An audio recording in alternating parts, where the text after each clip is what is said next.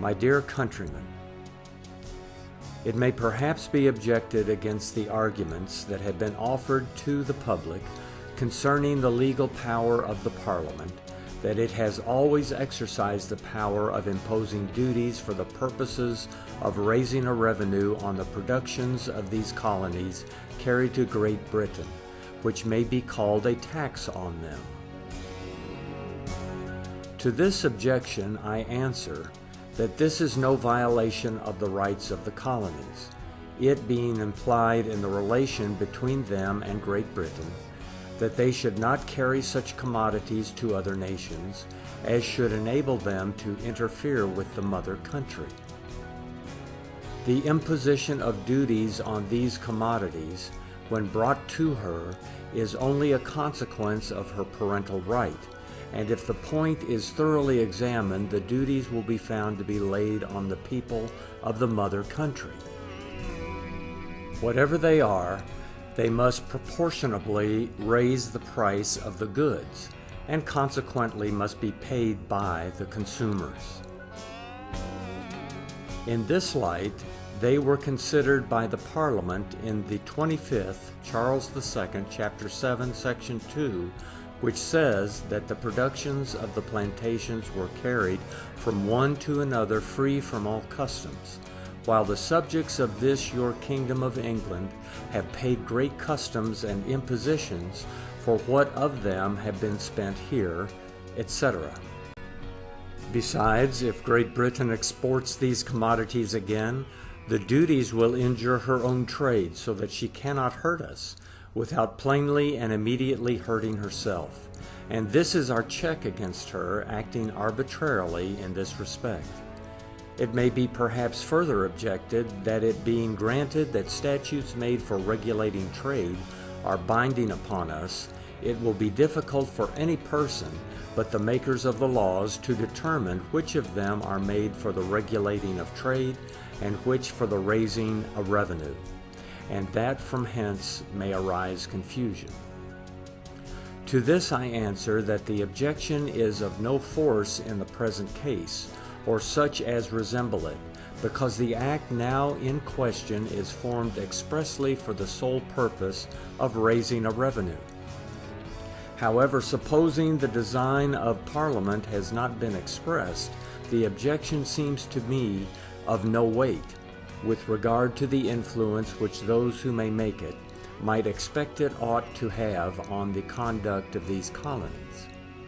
It is true that impositions for raising a revenue may be hereafter called regulations of trade, but names will not change the nature of things.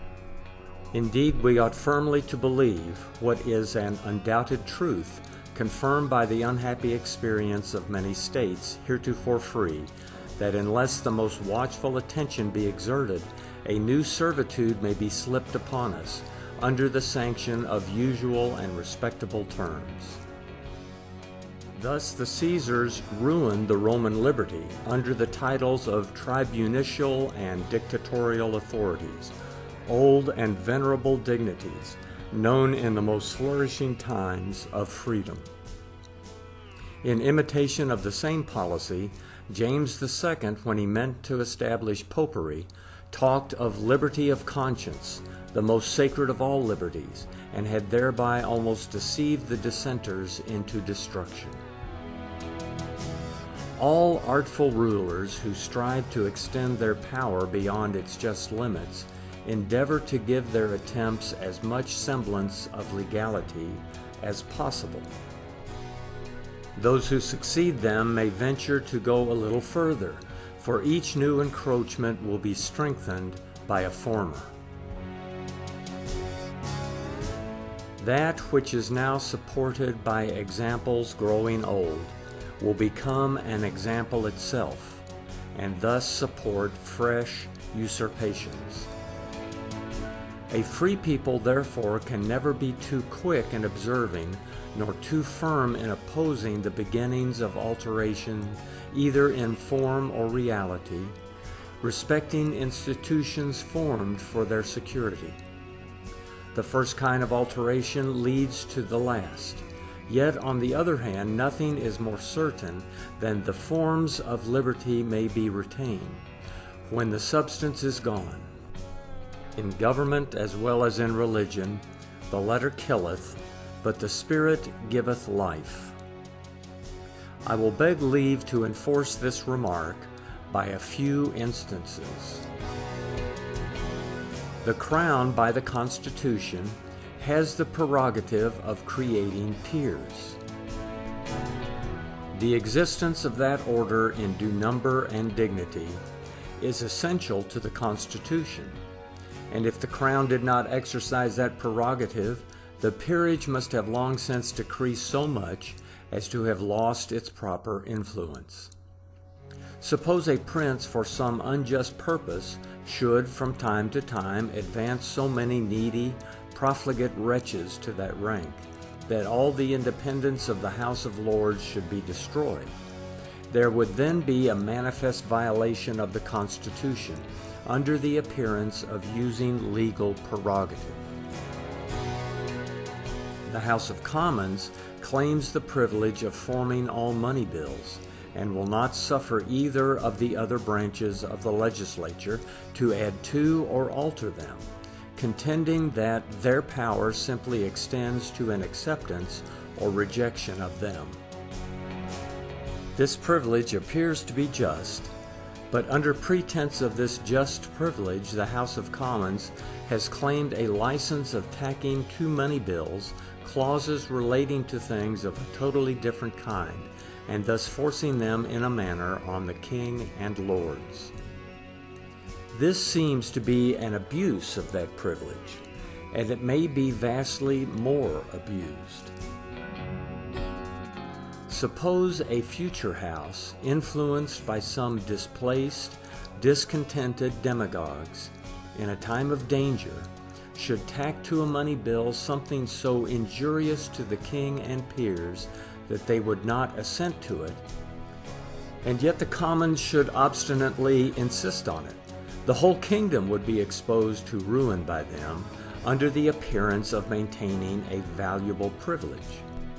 In these cases, it might be difficult for a while to determine whether the king intended to exercise his prerogative in a constitutional manner or not, or whether the Commons insisted on their demand factiously, or for the public good. But surely the conduct of the Crown or of the House would in time sufficiently explain itself. Ought not the people therefore to watch, to observe facts, to search into causes, to investigate designs? And have they not a right of judging from the evidence before them on no slighter points than their liberty and happiness? It would be less than trifling, wherever a British government is established, to make use of any arguments to prove such a right.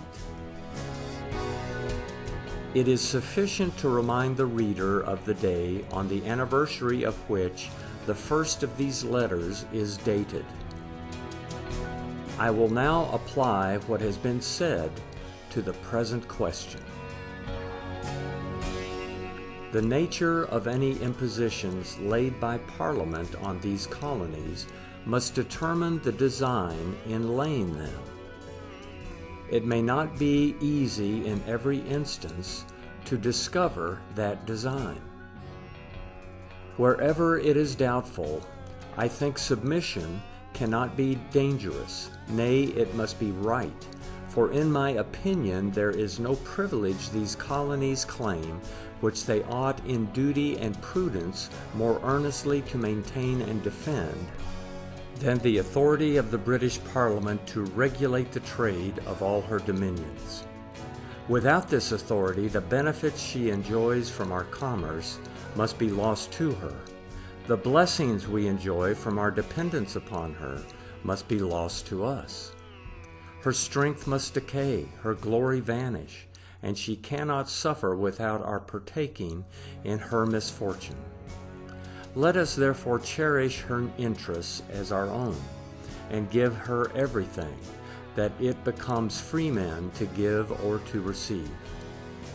The nature of any impositions she may lay upon us may, in general, be known, by considering how far they relate to the preserving in due order the connection between the several parts of the British Empire.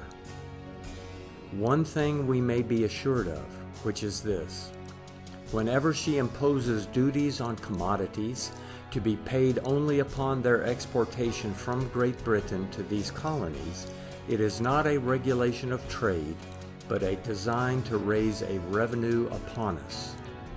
Other instances may happen which it may not be necessary at present to dwell on. I hope these colonies will never, to their latest existence, want understanding sufficient to discover the intentions of those who rule over them, nor the resolution necessary for asserting their interests. They will always have the same rights that all free states have, of judging when their privileges are invaded, and of using all prudent measures for preserving them.